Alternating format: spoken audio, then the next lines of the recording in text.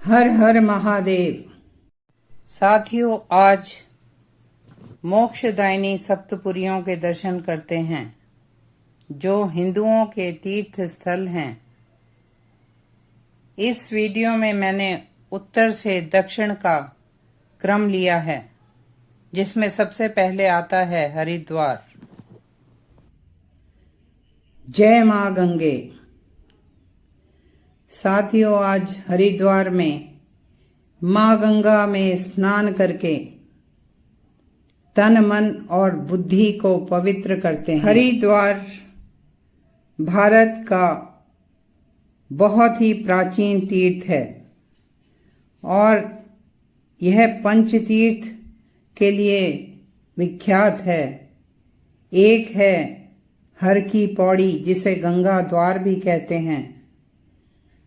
दूसरा कुशावर्त घाट, तीसरा बिल्वा तीर्थ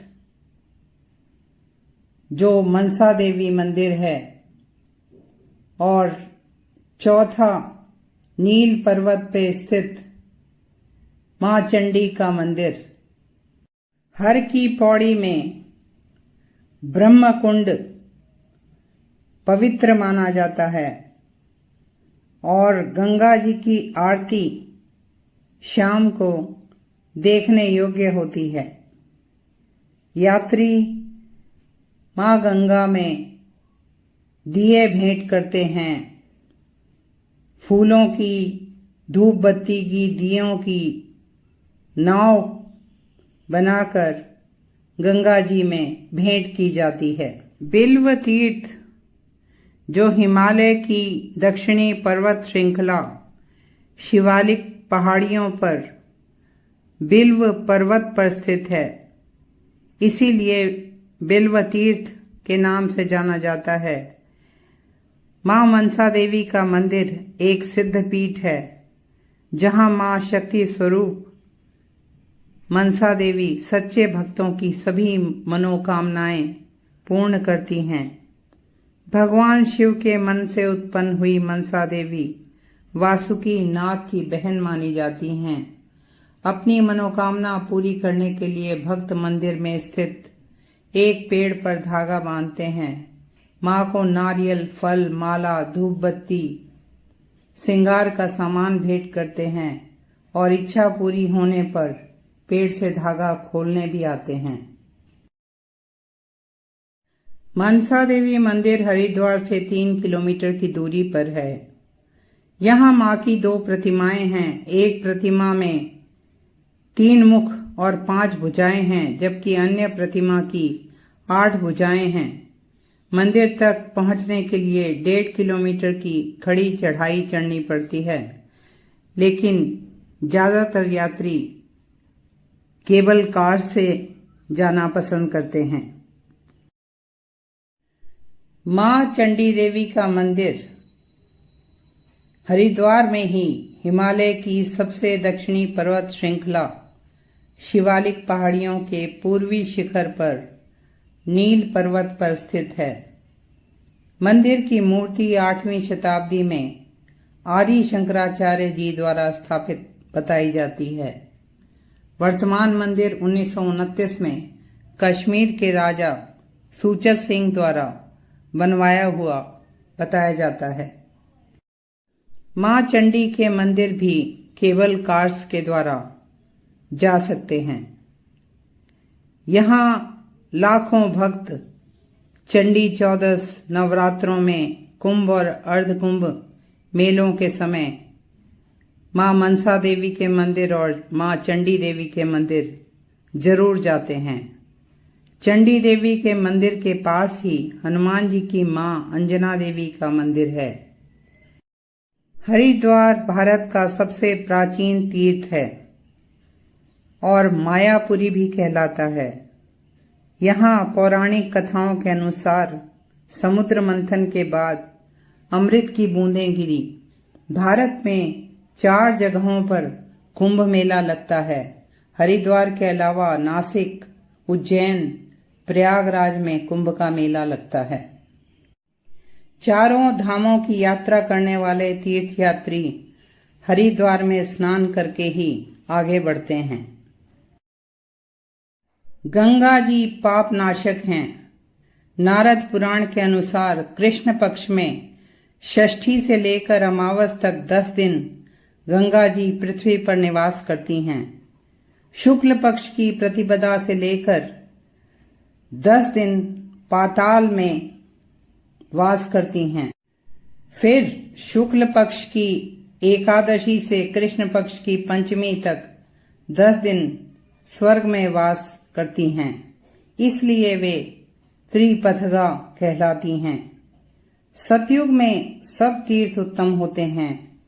त्रेता में पुष्कर तीर्थ सर्वोत्तम है। द्वापर में कुरुक्षेत्र की विशेष महिमा है। कलयुग में गंगा जी सबसे उत्तम मानी जाती हैं।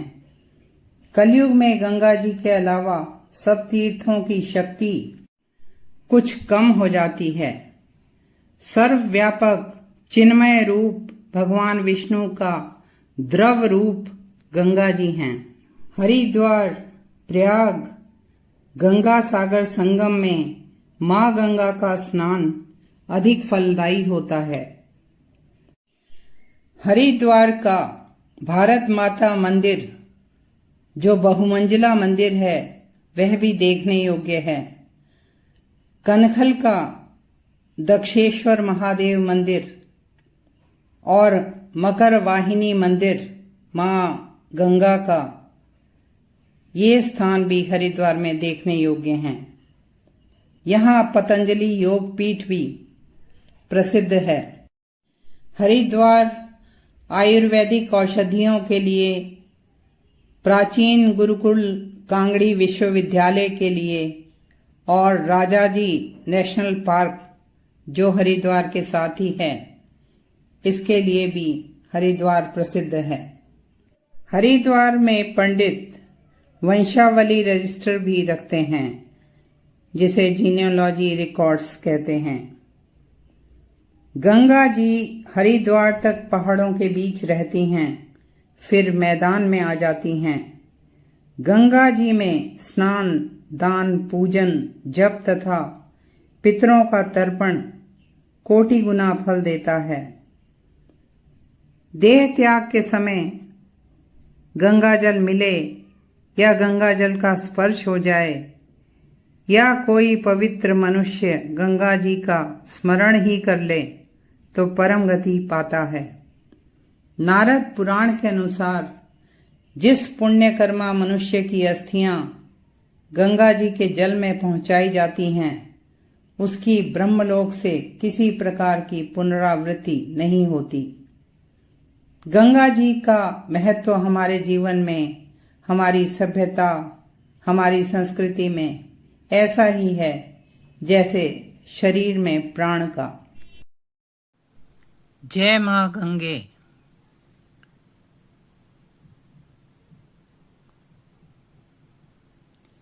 हर हर महादेव।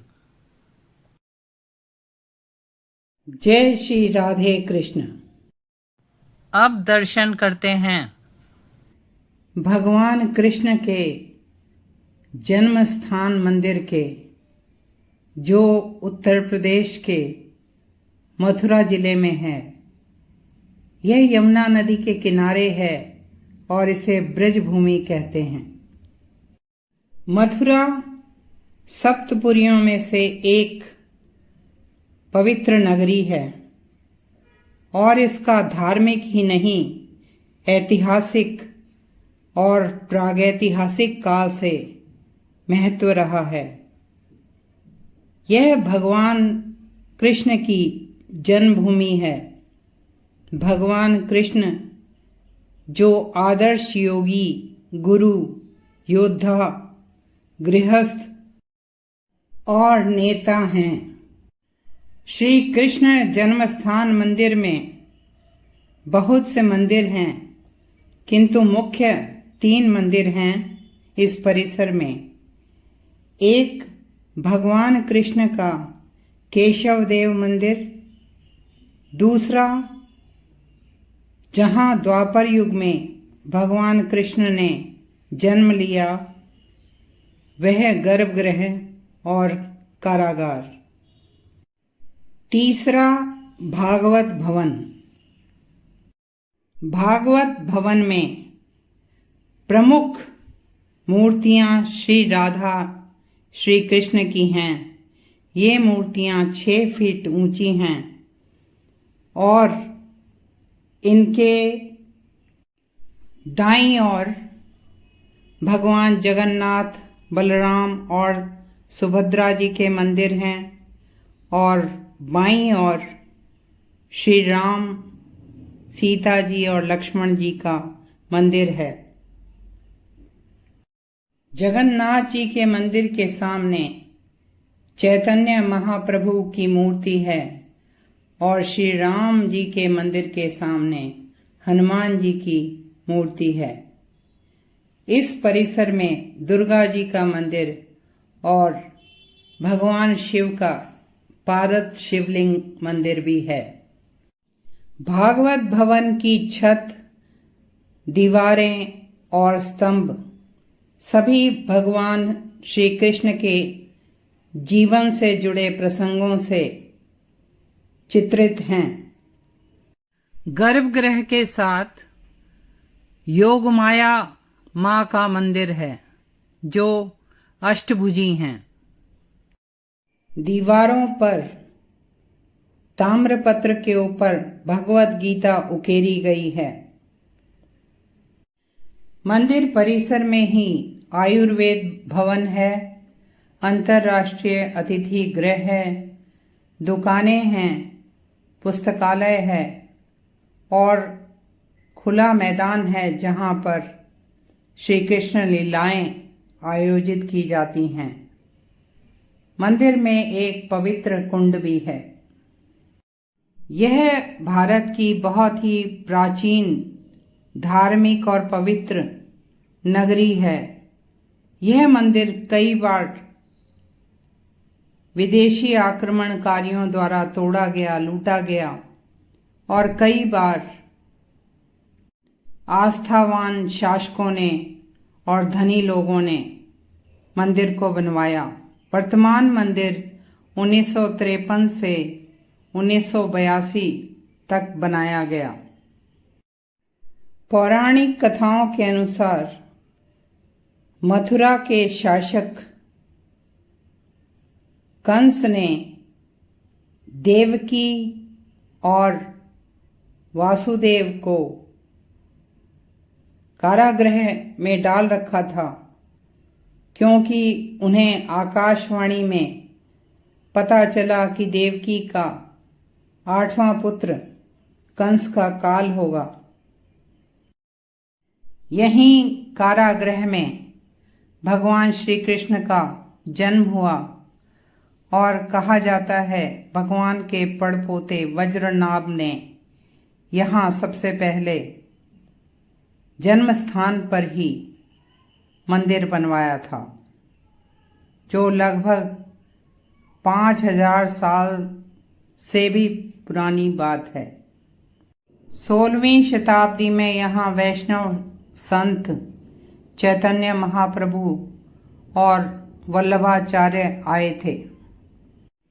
मंदिर के प्रमुख त्योहार हैं श्री कृष्ण जन्माष्टमी, बसंत पंचमी, जब भगवान को पीले वस्त्रों से सजाया जाता है, खीर में केसर डाली जाती है और पीले चावल बनाए जाते हैं। राधाष्टमी में झांकियां निकाली जाती हैं। दिवाली और गोवर्धन पूजा, होली जो कई दिन चलती है मथुरा में, गोपाष्टमी, शरद पूर्णिमा, जब रासलीला भी आयोजित की जाती हैं।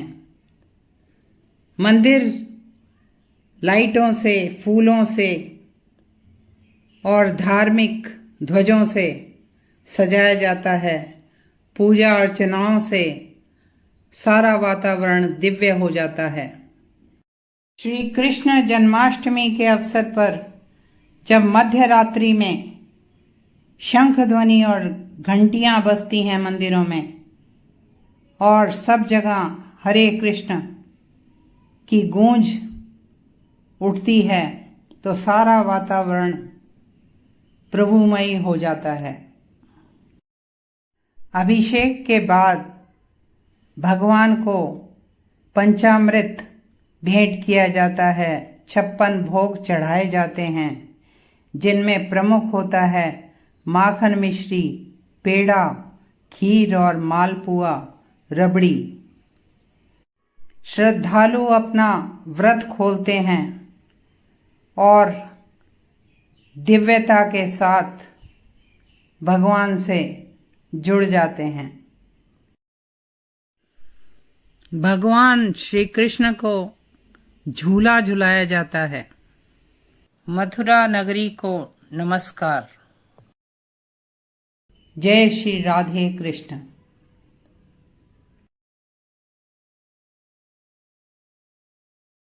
जय श्री सीताराम।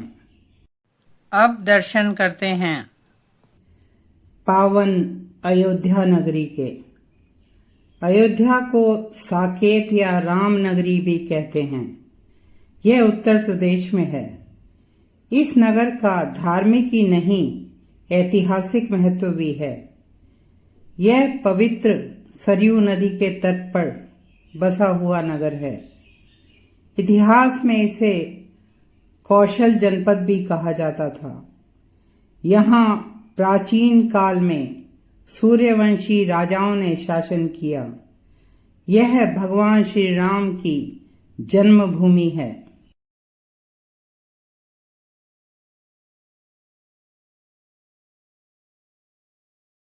हमारे पवित्र ग्रंथ रामायण के अनुसार यह नगर मनु ने बसाया। अयोध्या का अर्थ है जिसे युद्ध से न जीता जा सके। यह मोक्षदायी सप्तपुरियों में से एक है। यह मंदिरों का शहर है। यह हिंदू धर्म से ही नहीं, जैन धर्म और बौद्ध धर्म से भी जुड़ा हुआ है। दशरथ पुत्र श्री राम इक्ष्वाकु वंश में जन्मे और राजा इक्ष्वाकु भगवान सूर्य के पुत्र थे। श्री राम भगवान विष्णु के 7वें अवतार थे। अयोध्या के प्रमुख दर्शनीय स्थान हैं श्री राम जन्मभूमि मंदिर, जो सबसे प्रमुख है, कनक भवन, हनुमानगढ़ी, दशरथ महल, काले राम मंदिर, श्री राम की पैड़ी, नागेश्वर नाथ शिव मंदिर। श्री राम मंदिर नागर शैली में बन रहा है। श्री राम मंदिर में 22 जनवरी 2024 को श्री राम लला की 5 वर्षीय बालक के रूप में विग्रह की भव्य रूप से प्राण प्रतिष्ठा की गई। श्री राम मंदिर यहाँ की आध्यात्मिक, सांस्कृतिक और शैक्षिक उन्नति का नेतृत्व भी करेगा। कनक भवन अर्थात सोने का भवन। यहाँ श्री राम, सीता जी की प्रतिमाएं सोने के मुकुट पहने हुए हैं। अयोध्या में हनुमानगढ़ी में हनुमान जी सदैव रहते हैं। भगवान राम से पहले भक्त हनुमान जी के दर्शन और पूजन किए जाते हैं।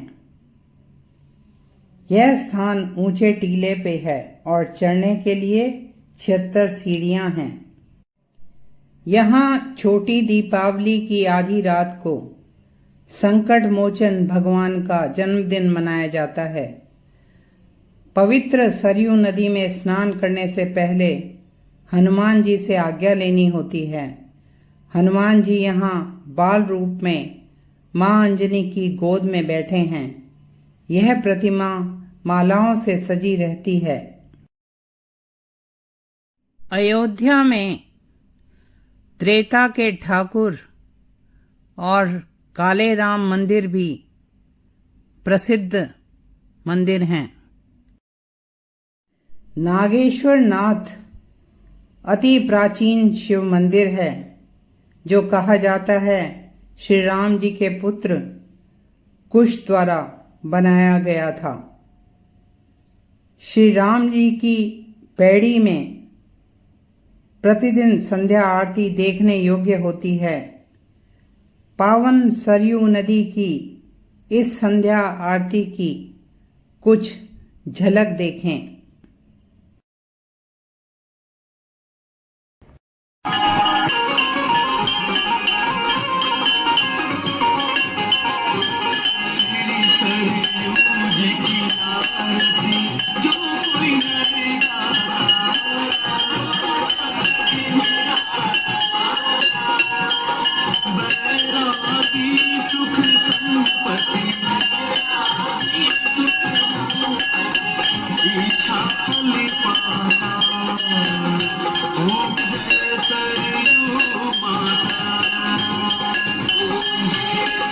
अयोध्या नगरी में श्री रामनवमी, दशहरा, दिवाली, श्री जानकी नवमी, गुरु पूर्णिमा, सावन झूला, कार्तिक परिक्रमा, श्री राम विवाहोत्सव धूमधाम से मनाए जाते हैं।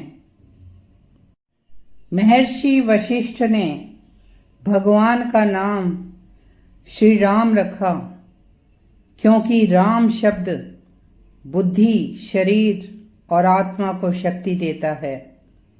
कलयुग में नाम जप का महत्व है। पुराणों में भगवान शिव कहते हैं, राम का नाम 3 बार लेना 1000 देवताओं के नाम लेने के बराबर है। राम राज्य किसी भी राष्ट्र के लिए एक आदर्श है। महर्षि वाल्मीकि कृत रामायण में राम एक आदर्श हैं, जिन्होंने बताया कितने भी विघ्न हों कैसे जीना है। तुलसी के राम अखिल ब्रह्मांड के स्वामी हरि नारायण भगवान के अवतार हैं। माँ सीता शक्ति हैं। राम सर्वशक्तिमान होते हुए भी मर्यादा पुरुषोत्तम हैं। राम भारत भूमि में जन जन के आराध्य हैं। श्री सीता, श्री राम का जीवन हर भारतीय के हृदय को आंदोलित करता है।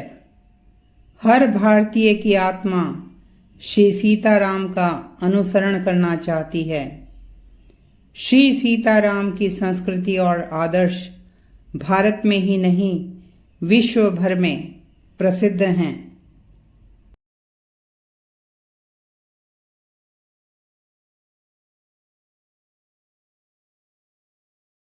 श्री रामचरितमानस का एक दोहा जो उच्च आदर्शों की पराकाष्ठा दिखाता है।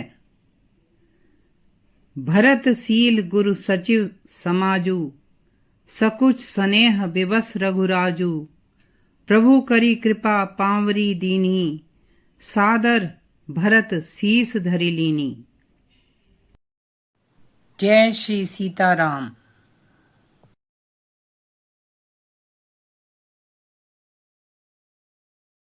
हर हर महादेव। अब दर्शन करते हैं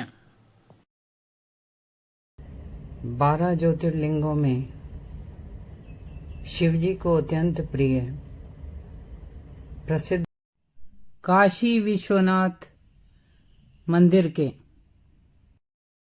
बनारस या काशी का अर्थ प्रकाश भी होता है।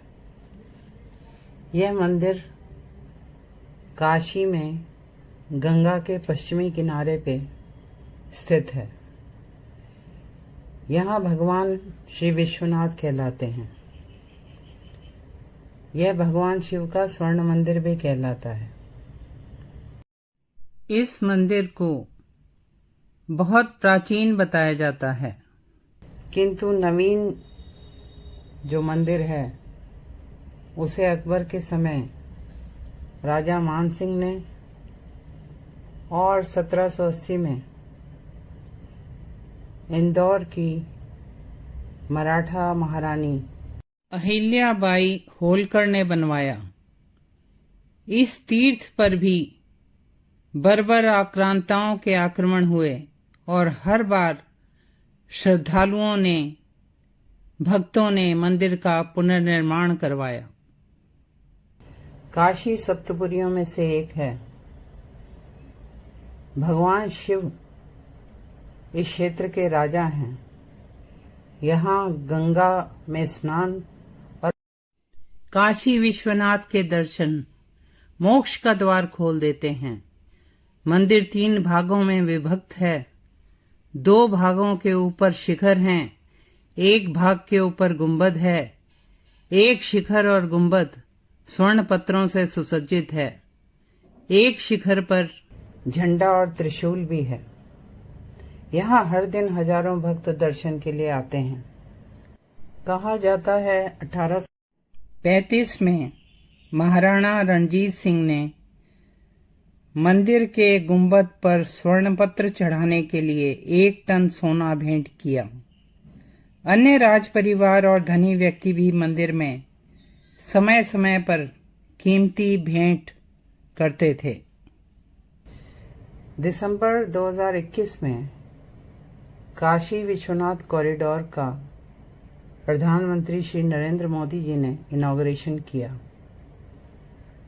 जिसमें मंदिर से मां गंगा पर ललिता घाट तक का रास्ता बनाया गया। इस क्षेत्र में जो निर्माण कार्य हुए उसके दौरान 40 से ज्यादा अति प्राचीन मंदिर मिले। मंदिर के फूलों को एक कंपनी रिसाइकल करके अगरबत्ती बनाने का काम भी कर रही है। मंदिर के गर्भगृह में ज्योतिर्लिंग चांदी की वेदी पर है।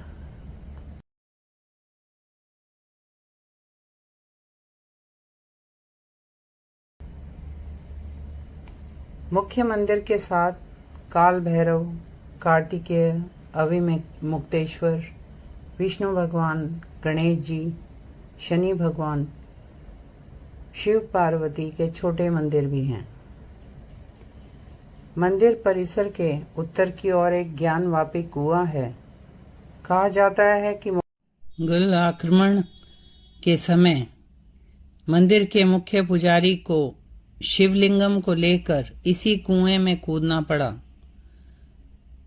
मंदिर के मुख्य त्योहारों में शिवरात्रि धूमधाम से मनाई जाती है काशी में।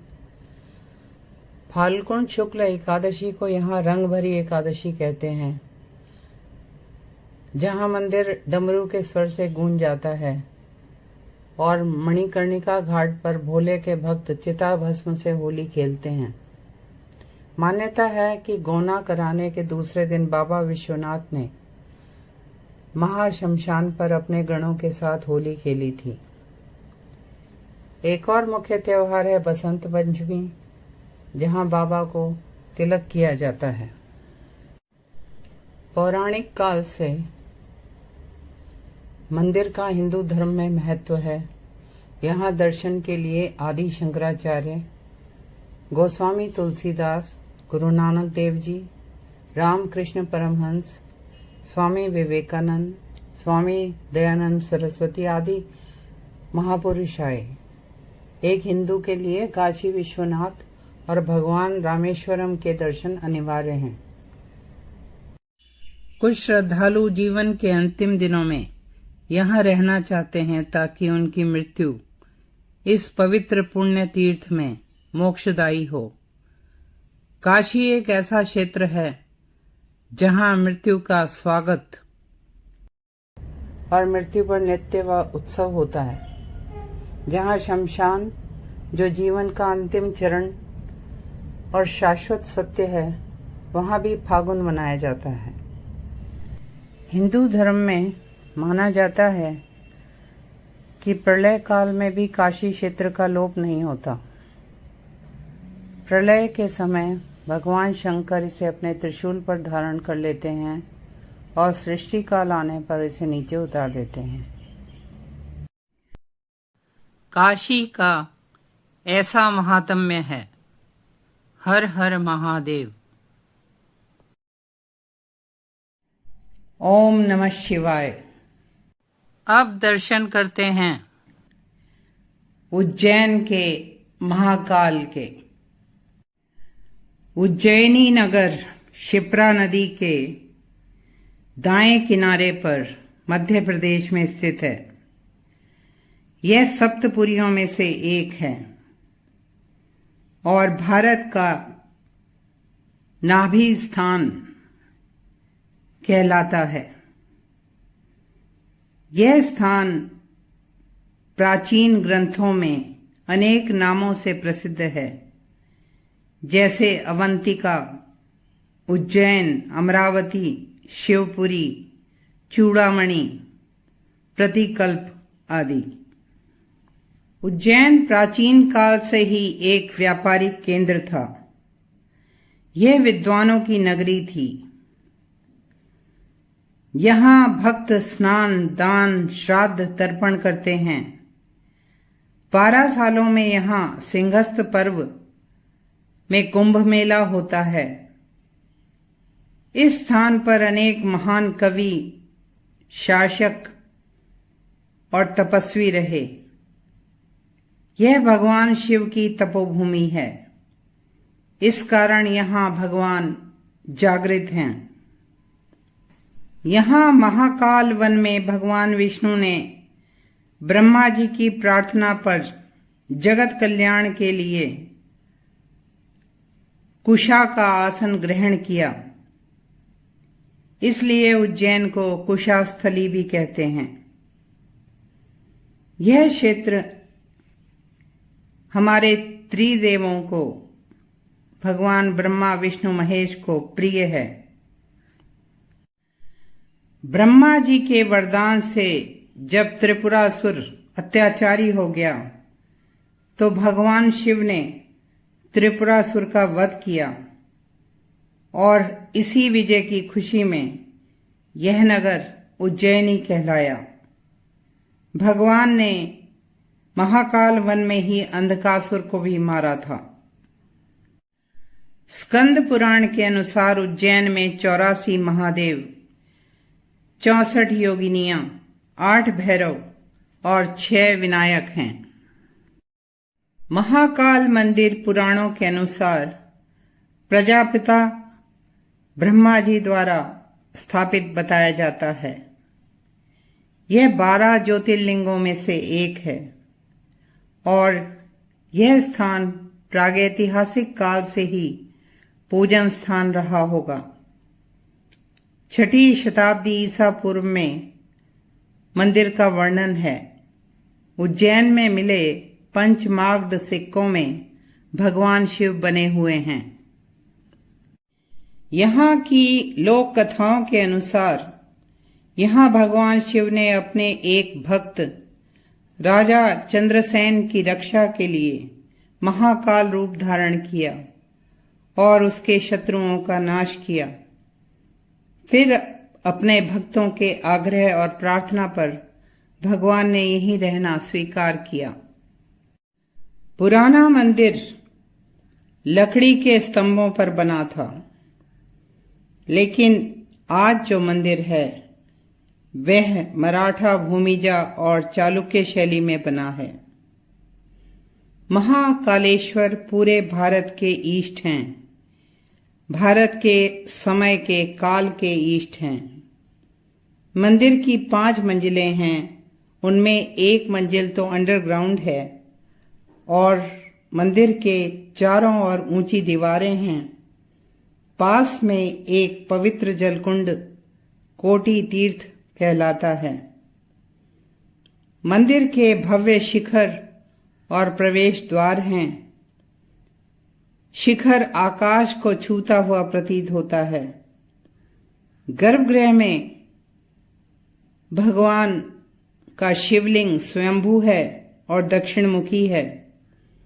गर्भगृह में ही गणेश जी, मां पार्वती और कार्तिकेय जी की मूर्तियां हैं। दक्षिण में नंदी बैठे हैं।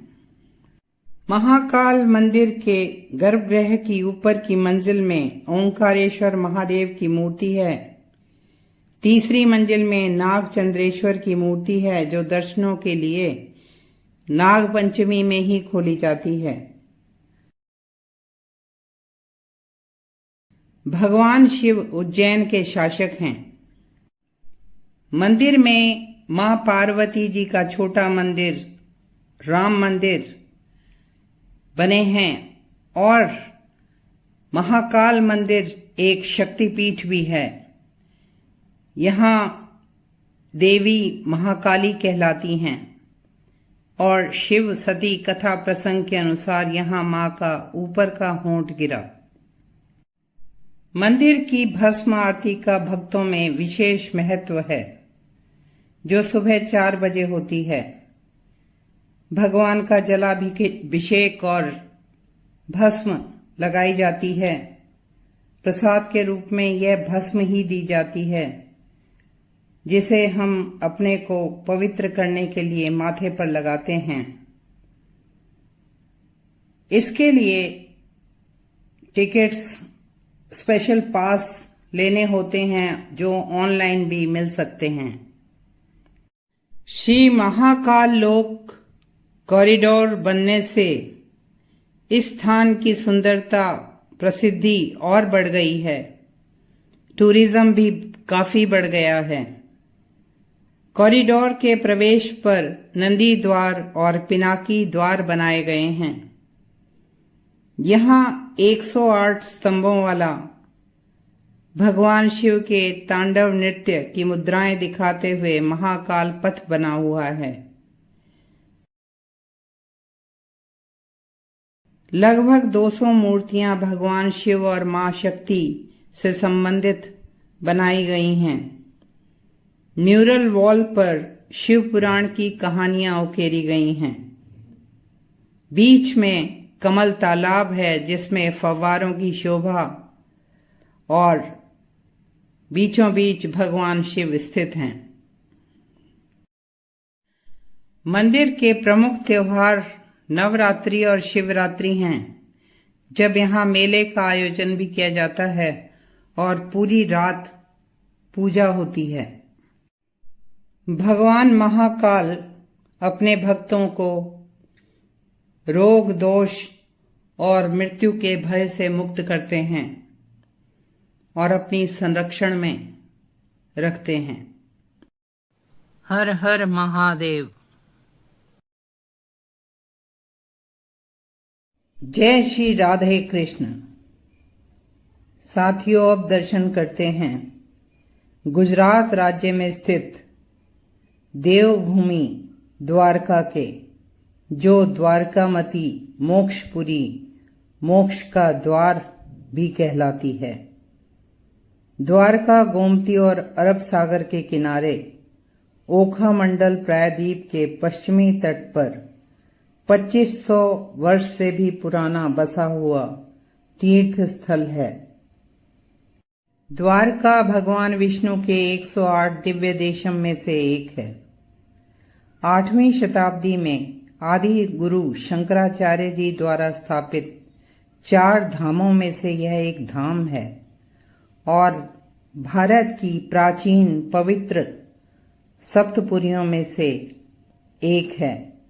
यह भारत के 12 हेरिटेज शहरों में से एक है, जिसे भारत सरकार ने heritage city development and augmentation scheme के अंतर्गत चुना हुआ है। पौराणिक ग्रंथों के अनुसार भगवान श्री कृष्ण ने द्वारिका बसाई थी। यह श्री कृष्ण की कर्म भूमि है। भगवान मथुरा में पैदा हुए, लेकिन उनका राज्य द्वारका में बना। श्री कृष्ण ने समुद्र से 12 योजन भूमि मांगी। भगवान यहाँ मथुरा में अपने मामा कंस के वध के बाद आए और जरासंध से युद्ध के बाद यहाँ आए और रहने लगे। पुराणों के अनुसार द्वारका सौराष्ट्र की राजधानी थी। यहाँ भी अनेक बार विदेशी आक्रमण हुए, लूटपाट हुई और समय समय पर मंदिर का पुनर्निर्माण हुआ। अभी कुछ साल पहले ही सुदामा सेतु पुल गोमती नदी पर बना है, जो द्वारका और पंचनद तीर्थ या पंचकुई तीर्थ टापू से जोड़ता हुआ सेतु है। 1963 में एक्सकवेशन में यहाँ 3000 साल पहले के बर्तन मिले, इसके 10 साल बाद फिर आर्कियोलॉजिकल सर्वे ऑफ इंडिया की अंडर वाटर आर्कियोलॉजी विंग को समुद्र में कुछ तांबे के सिक्के और ग्रेनाइट के ढांचे मिले। अब दर्शन करते हैं द्वारकाधीश मंदिर के, जो एक छोटी सी पहाड़ी पर है।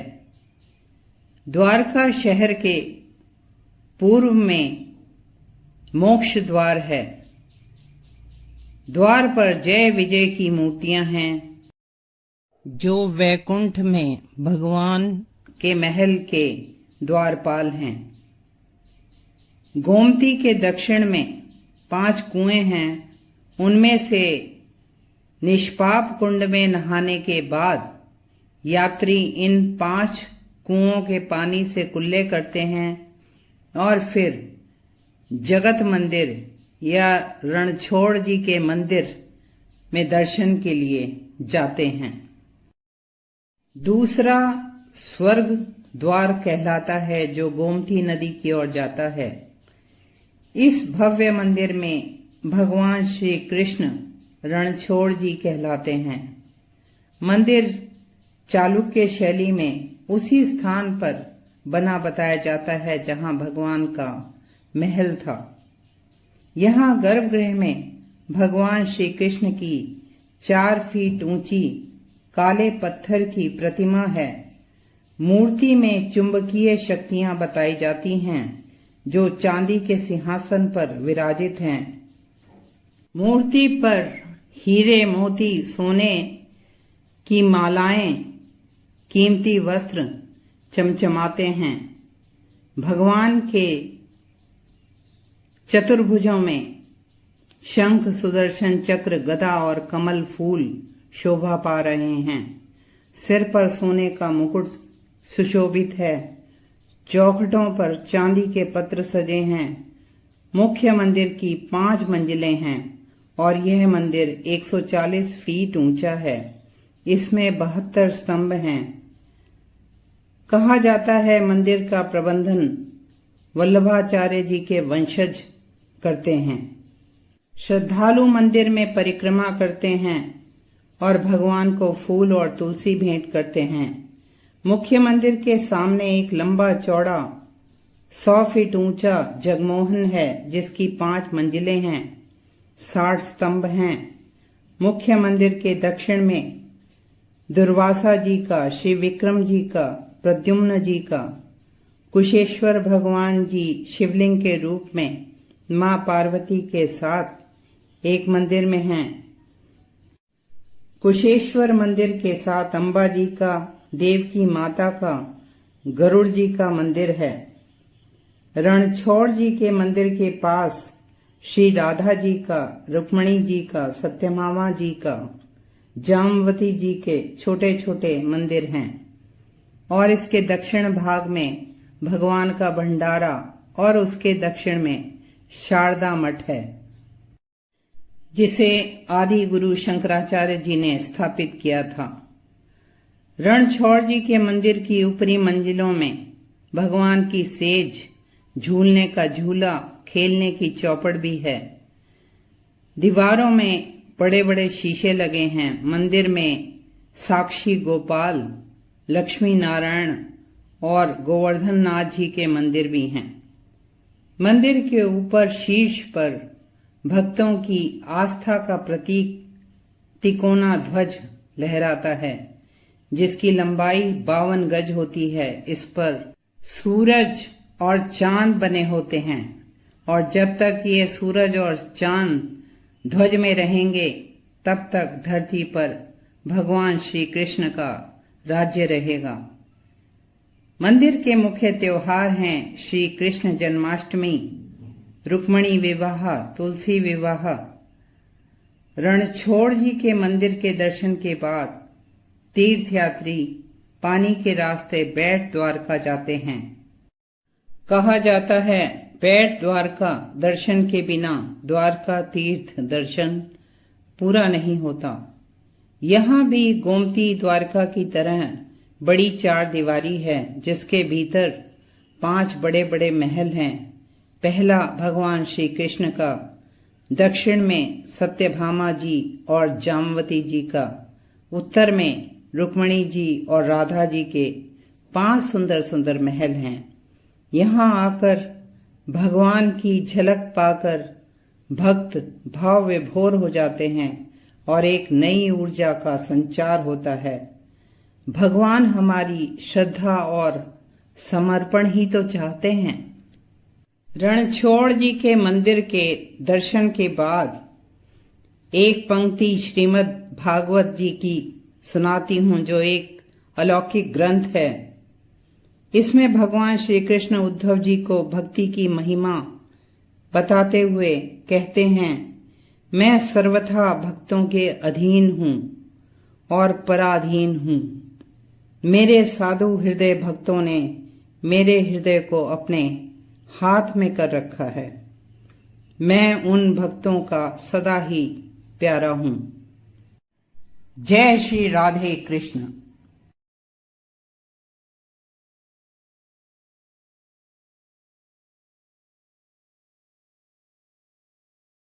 जय माता दी।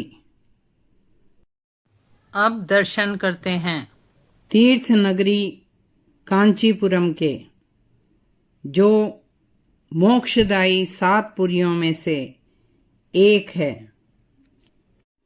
कांचीपुरम दक्षिण भारत की धार्मिक राजधानी कहलाता है। यह नगर पलाड़ नदी के किनारे बसा हुआ है।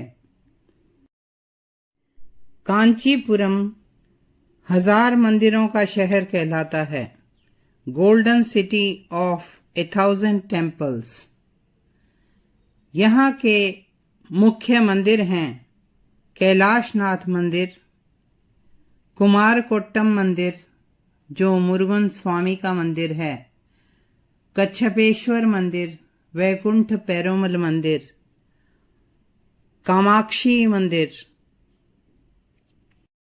वरदराज पेरुमल मंदिर भगवान विष्णु जी का मंदिर है, और एकांबरेश्वर मंदिर। कांचीपुरम तमिल और संस्कृत विद्वानों के ज्ञान का केंद्र भी रहा। कहा जाता है यहाँ ब्रह्मा जी ने मां के दर्शन के लिए तप किया था। इस स्थान के 2 भाग शिव कांची और विष्णु कांची हैं। वैसे यह शैव, वैष्णव और शाक्त तीनों ही हिंदू धर्म के भागों का तीर्थ स्थान है। इस वीडियो में मैं कांचीपुरम के 3 प्रमुख मंदिरों के दर्शन करा रही हूँ। पहले दर्शन करते हैं मां कामाक्षी के मंदिर के।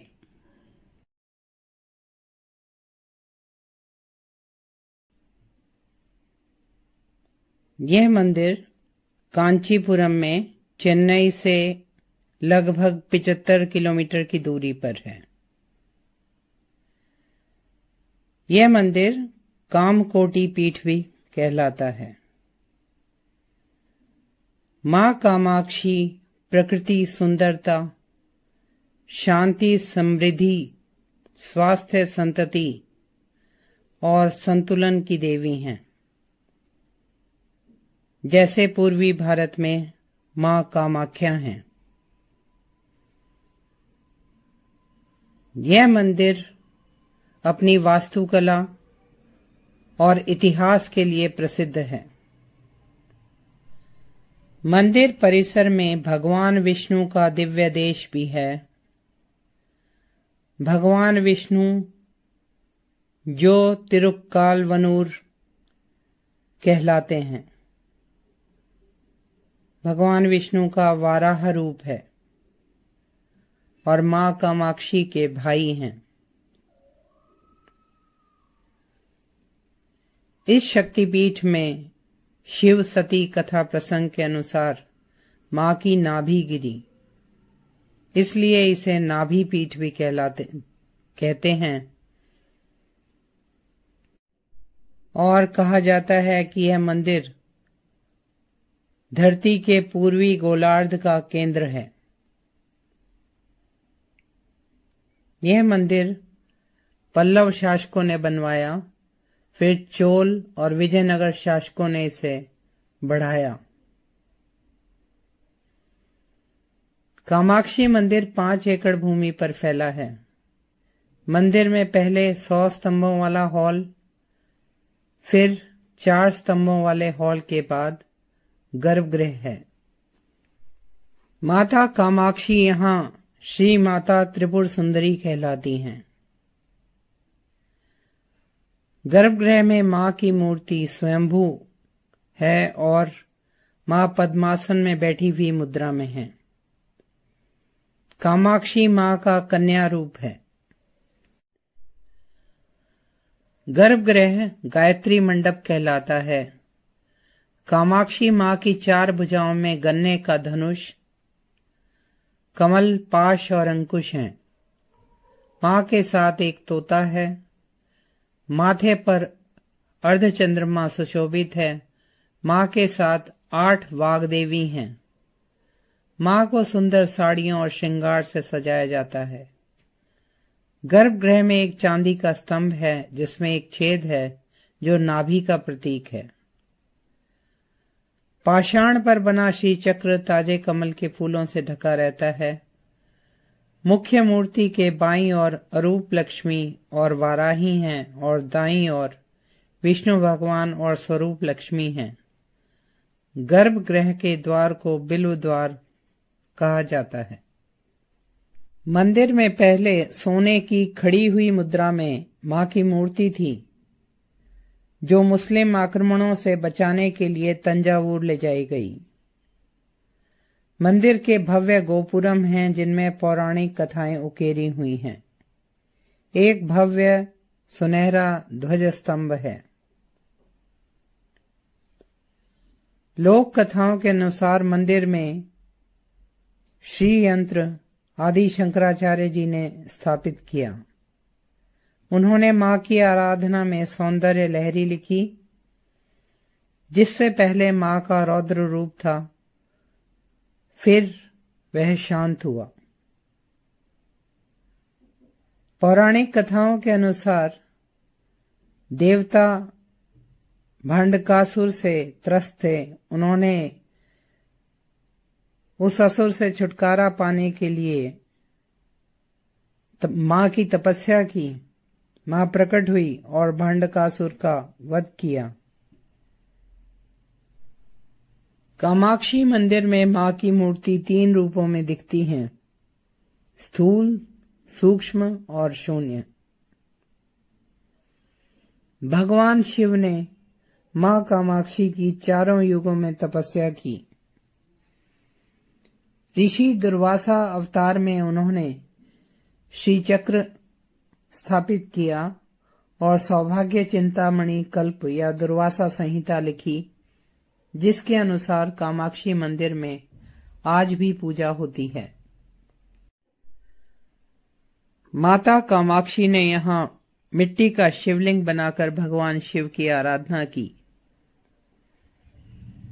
माता की आराधना यहाँ दशरथ जी ने भी की और पुत्र कामना के लिए यज्ञ करवाया। मां कामाक्षी इक्ष्वाकु कुल की कुलदेवी हैं। मंदिर परिसर में भगवान विष्णु के हयग्रीव अवतार का मंदिर भी है। मंदिर में पूजा गौ पूजा और गज अर्थात हाथियों की पूजा से आरंभ होती है। मंदिर के पास ही आदि कामाक्षी मंदिर है। आदि कामाक्षी मंदिर में मां चतुर्भुज रूप में हैं। वहां हमने आदि कामाक्षी मंदिर में विधिवत पूजन किया और इस मंदिर में नाग पूजन का भी विशेष स्थान है। मंदिर में उत्सव की सजावट थी। केले के वृक्ष और फलों से मंदिर में सजावट की गई थी। कामाक्षी मंदिर में मासी पूजन ब्रह्मोत्सव जो 10 दिन चलता है। ब्रह्मोत्सव में मां को एक दिन सोने के शेर की सवारी, एक दिन चांदी के रथ की सवारी कराई जाती है। फिर पूर्णिमा के दिन भक्त और मां की उत्सव मूर्ति को पवित्र कुंड में स्नान कराया जाता है। इसके अलावा मंदिर में नवरात्रि, शिव कामाक्षी विवाह,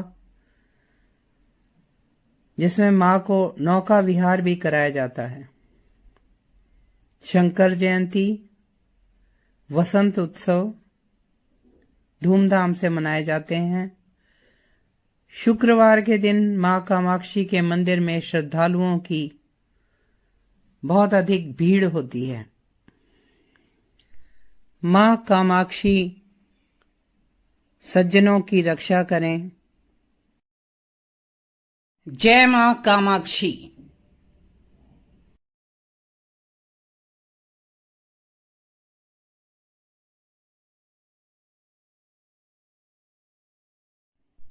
ओम नमो भगवते वासुदेवाय। अब दर्शन करते हैं भगवान विष्णु के मंदिर के, जो वरदराज पेरुमल मंदिर कहलाता है। यह कांचीपुरम में चेन्नई से 90 किलोमीटर की दूरी पर है। मंदिर हस्तागिरी और पेरुमल कोइल भी कहलाता है। यह मंदिर 23.5 एकड़ भूमि में फैला है। यह भगवान विष्णु के 108 दिव्य देशम में से एक है। इस मंदिर में दक्षिण भारत के 12 संत कवियों, जिन्हें अलवार कहते हैं, दर्शन किए।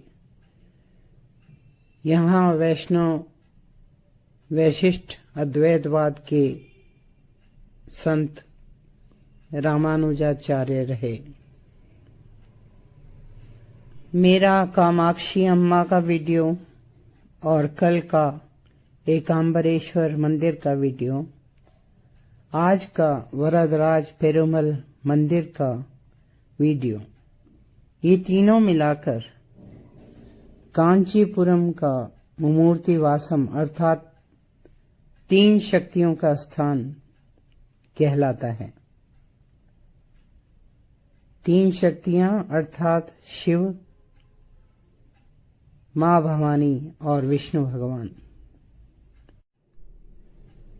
मंदिर अति प्राचीन है, किंतु चोल शासकों ने और तंजावुर के नायकों ने इसका समय समय पर पुनर्निर्माण करवाया और विजयनगर के शासकों ने भी इस मंदिर को बढ़ाने में अपना योगदान दिया। मंदिर का राजगोपुरम 130 फीट ऊंचा और 7 तल का है। मंदिर में गर्भगृह का गोपुरम पुण्य कोटि विमानम और मां लक्ष्मी का गोपुरम कल्याण कोटि विमानम कहलाते हैं। गर्भगृह में भगवान की 10 फीट ऊंची ग्रेनाइट पत्थर की खड़ी हुई मुद्रा में मूर्ति है। लक्ष्मी माता की मूर्ति 4 फीट की बैठी हुई मुद्रा में है।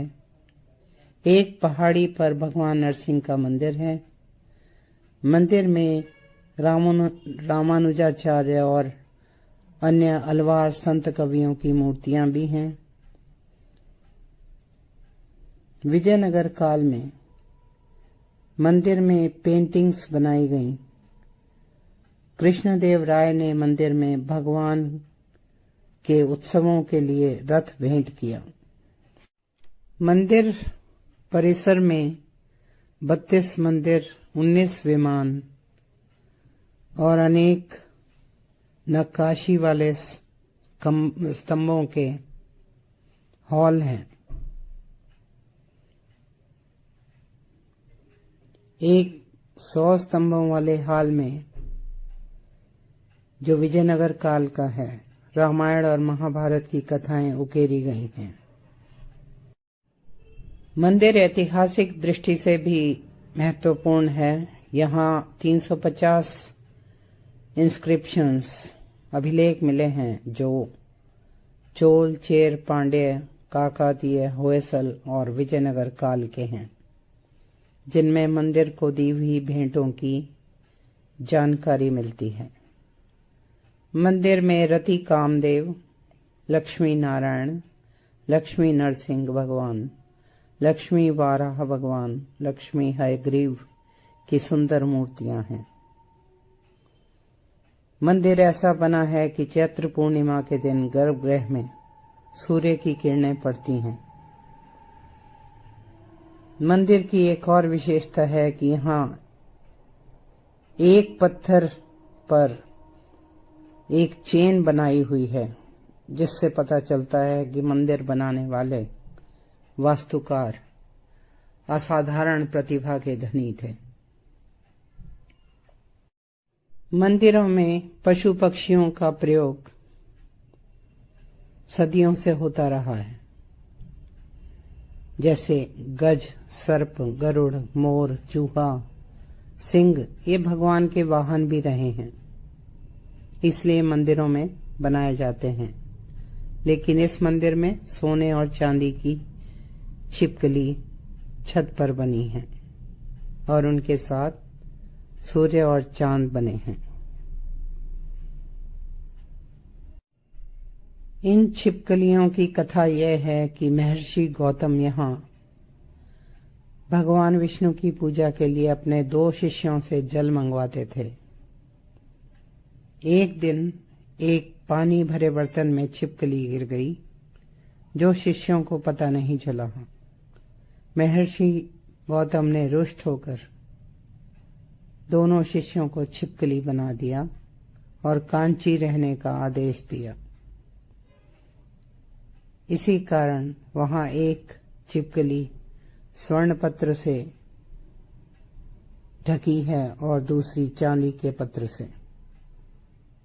साथ में सूर्य चंद्रमा हैं, जिन्हें भक्त दर्शन करते हुए छूते हैं और अपने दोषों से, हर प्रकार के दोषों से मुक्ति पाते हैं, ऐसा वहां बताया जाता है।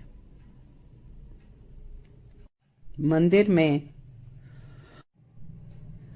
वार्षिक वैकासी ब्रह्मोत्सव, चित्तिराई और एक 48 दिन पूजा का अथी वरदार उत्सव मनाया जाता है। मंदिर का कुंड, जो अनंत तीर्थम कहलाता है, उसमें चांदी के बॉक्स में भगवान वरदराज स्वामी की एक 9 फीट ऊंची लकड़ी की, अंजीर की लकड़ी की मूर्ति है, जो पानी में रखी जाती है और इसे 40 साल बाद निकाला जाता है। 48 दिन इस मूर्ति की पूजा की जाती है। 16वीं शताब्दी तक भगवान की पूजा इसी मूर्ति से की जाती थी, जो अंजीर की लकड़ी से बनी है, और यह मूर्ति सत्ययुग में विश्वकर्मा द्वारा बताई गई है। मुस्लिम आक्रमणों के समय इस मूर्ति को पुजारियों ने मंदिर के कुंड में छुपा दिया। 1709 में यह मूर्ति टैंक खाली करते समय मिली और तब से हर 40 साल बाद 48 दिनों की पूजा के लिए मूर्ति जल से बाहर निकाली जाती है। इसमें 31 दिन भक्तों को भगवान शयन मुद्रा में दर्शन देते हैं और 17 दिन यह मूर्ति खड़ी रखी जाती है, जब भगवान खड़ी मुद्रा में दर्शन देते हैं। अब अगली बार 2059 में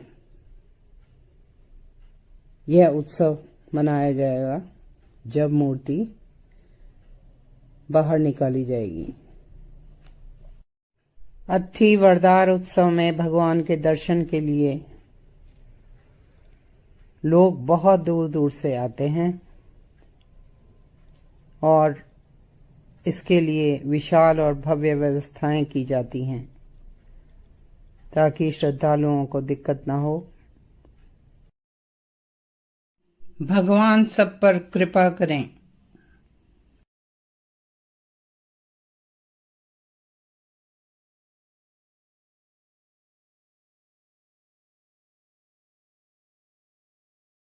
ओम नमः शिवाय। अब दर्शन करते हैं भगवान शिव के मंदिर के।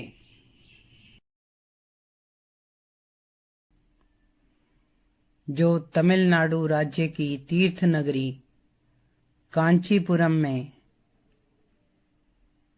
एक शिव मंदिर है। भगवान शिव का दिव्य स्थान एकांबरेश्वर मंदिर। यह मंदिर 40 एकड़ भूमि पर फैला है। कांचीपुरम का एकांबरेश्वर मंदिर, वरदराज पेरुमल विष्णु मंदिर और कामाक्षी अम्मा मंदिर, इन्हें यहाँ मुमूर्ति वासम यानी त्रिमूर्ति वास कहते हैं, अर्थात 3 शक्तियों का वास। मैंने इस त्रिमूर्ति में कल कामाक्षी अम्मा का दर्शन वीडियो बनाया था। आज हम एकांबरेश्वर मंदिर के दर्शन करेंगे। एकांबरेश्वर मंदिर में भगवान शिव को पृथ्वी तत्व के रूप में पूजा जाता है। यह दक्षिण भारत के पंचभूत स्थलों में से एक है। वायु तत्व के रूप में श्री कलाहस्ती, तिरुवन्नामलाई में अग्नि तत्व रूप में, चिदंबरम में आकाश तत्व रूप में, तिरुवनाई कवल में जल तत्व रूप में। इन मंदिरों का निर्माण मानव का आध्यात्म स्तर ऊंचा करने के लिए निर्माण किया गया था। एकांबरेश्वर में लिंगम पृथ्वी लिंगम कहलाते हैं। मंदिर द्रविड़ वास्तुशैली में बना है, जो पहले पल्लव, फिर पांड्य, चोल शासकों ने और विजयनगर के शासकों ने, विशेषकर कृष्णदेव राय ने मंदिर को बढ़ाने में अपना योगदान दिया। मंदिर का विशाल गोपुरम है, जिसके ऊपर धातु के 11 कलश हैं। गोपुरम 59 मीटर ऊंचा है, 11 तल का है। गर्भगृह के शिखर पर 7 कलश स्थापित हैं। गर्भगृह में शिवलिंग शंकु आकार के 2.5 फीट ऊंचे मिट्टी से बने हैं और बताया जाता है कि इसमें जलाभिषेक आधार पर किया जाता है। शिवलिंग पर तेलाभिषेक किया जाता है। शिवलिंग के पीछे शिव, पार्वती व कार्तिकेय भगवान हैं।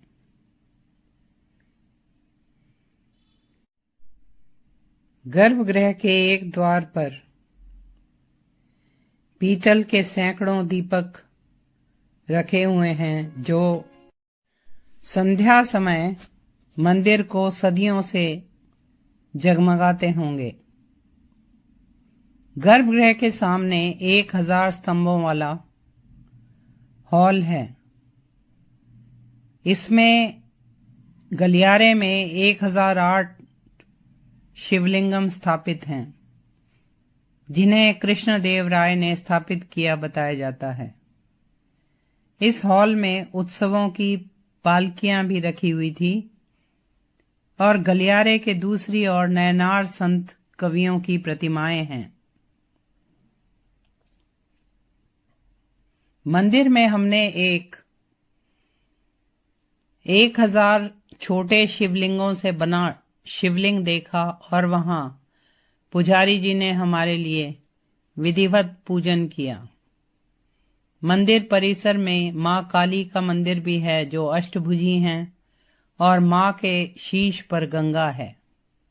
यह बात काफी अद्भुत थी। एक मंदिर में भगवान शिव पार्वती की उत्सव मूर्तियां रखी हुई हैं। गर्भगृह के सामने एक छोटा सा नंदी मंडप भी है। 1000 स्तंभों वाला हॉल, उसमें स्तंभ बहुत ही भव्य और नक्काशी वाले बनाए गए हैं। बाहरी गलियारे में ऊंचा ध्वज स्तंभ है। इसके पास प्रसाद बिक्री की दुकान से हमने प्रसाद लिया और सभी श्रद्धालुओं की तरह वहीं जमीन पर बैठकर खाया। साथ ही दोने फेंकने के लिए कूड़ेदान की व्यवस्था थी। सामने ही पवित्र कुंड है जिसे शिवगंगा तीर्थम कहते हैं। इस जल सरोवर के मध्य में भगवान गणेश जी की मूर्ति स्थापित है। मंदिर में 3-4 हजार वर्ष पुराना एक आम का पेड़ है जो 4 वेदों का प्रतीक बताया जाता है। इस पेड़ की हर शाखा में कहते हैं अलग अलग रंग के अलग अलग स्वाद के आम लगते हैं। इस पेड़ के नीचे मां पार्वती ने मिट्टी और बालू का शिवलिंग बनाया और शिवजी से विवाह करने की इच्छा से घोर तपस्या की। शिवजी ने परीक्षा लेने के लिए चारों ओर गंगा जल भर दिया ताकि बालू का शिवलिंग बह जाए। तो मां पार्वती ने शिवलिंग को आलिंगन करके उसकी रक्षा की और भगवान की तपस्या करती रहीं। भगवान प्रसन्न हुए, उन्होंने माता पार्वती से विवाह कर लिया। इस वृक्ष के नीचे एक छोटा सा शिव पार्वती मंदिर भी है और एक शिला पर श्री यंत्र उत्कीर्णित है जिसकी कुमकुम और फूलों से नियमित पूजा होती है। सभी श्रद्धालु इस आम्र वृक्ष की परिक्रमा करते हैं और हमने भी की। मंदिर में एक नटराज मंदिर और एक विष्णु मंदिर है। दक्षिण भारत के मंदिरों के फर्श पर सुंदर रंगोली बनी रहती है। यहाँ मंदिरों में मूर्ति कला, वास्तुकला और चित्रकला कूट कूट कर भरी रहती है। मंदिर में सोमवार और उत्सवों में बहुत श्रद्धालु आते हैं। मंदिर में 13 दिवसीय ब्रह्मोत्सव फागुन मास में धूमधाम से मनाया जाता है। शिवरात्रि का त्योहार मंदिर में मनाया जाता है। इतने पुराने भव्य मंदिरों को देखकर ऐसा लगता है कि उन बनाने वाले लोगों की श्रद्धा भक्ति कितनी रही होगी जिन्होंने इतने भारी भरकम पाषाण स्तंभों को नक्काशी से सजा रखा है। साथियों, आज हमने मोक्षदायी सप्तपुरियों के दर्शन किए। ऐसी ही दिव्य जानकारी के लिए और दिव्य दर्शनों के लिए please like, share and subscribe this channel. ओम नमः शिवाय।